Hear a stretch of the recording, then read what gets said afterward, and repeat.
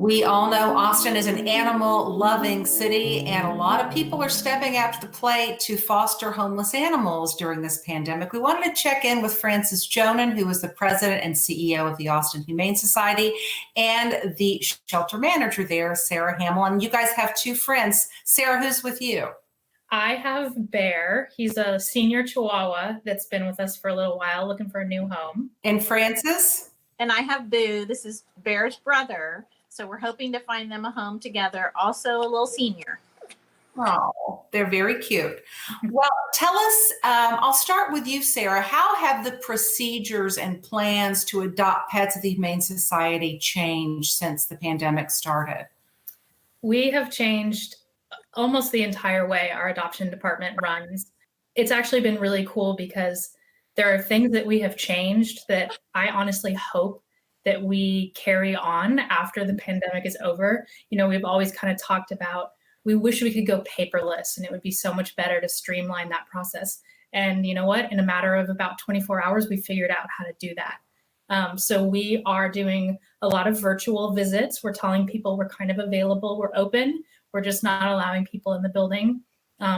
People can set up an appointment on the phone, talk to our adoption counselors. We'll go over the animal's medical history, the behavioral history, and then we'll set up like a little Zoom call with them so they can get a sense of the animal's personality.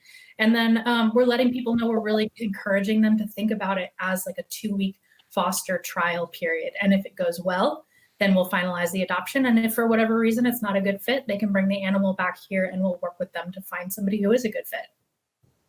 Frances, I know the Humane Society works with a lot of different rescue groups. Can you give us kind of a big picture of how everything's going with some of, these, there are probably 100 or so or more rescue groups in Austin. How's everything operating now?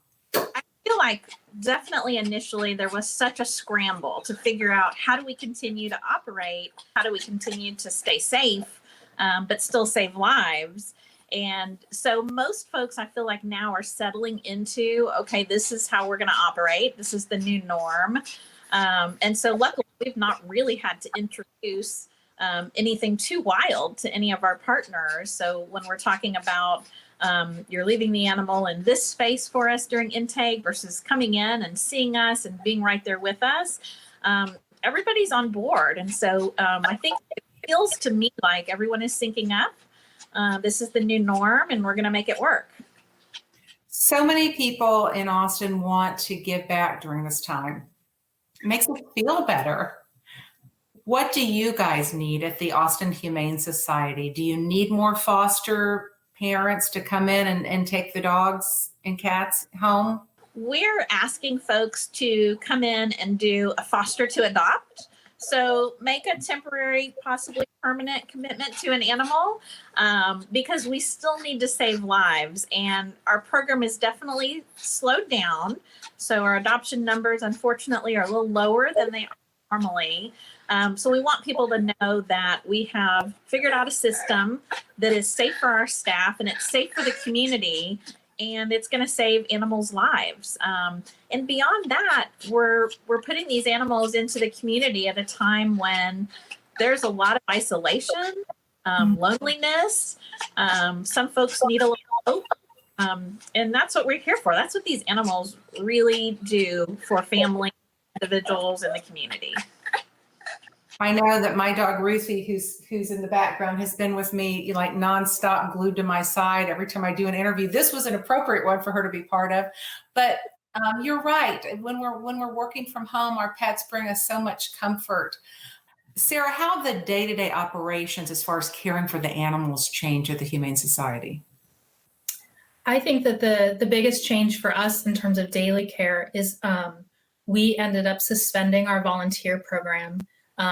When this all kind of started. And, we've always said we couldn't do what we do without the volunteers, and that's still 100% true. But we've really had to shift the staff day to include all of the wonderful things that our volunteers do for us. So, we have staff that are still walking the dogs. They're making frozen Kongs filled with peanut butter to put in their kennels, keeping up with laundry and general shelter maintenance, stuff like that. We've we made a whole kind of new daily cleaning schedule to include all of those things. And then there were the things that we didn't even realize that the volunteers were helping us with, that, as a couple of days go by, it was like, oh, wait, has anybody, washed the windows or taken out the trash in the break room? And so filling in those gaps in the time being, it's been challenge for the staff, but fun for them in a way too, to change up their day a little bit and spend some extra time with the animals.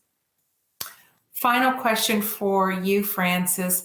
What would you like pet owners to keep in mind during this difficult time? Because you've been working in this field for a long, long time, finding homes for countless animals. What's a general message that you'd like to send out to the animal lovers in Austin?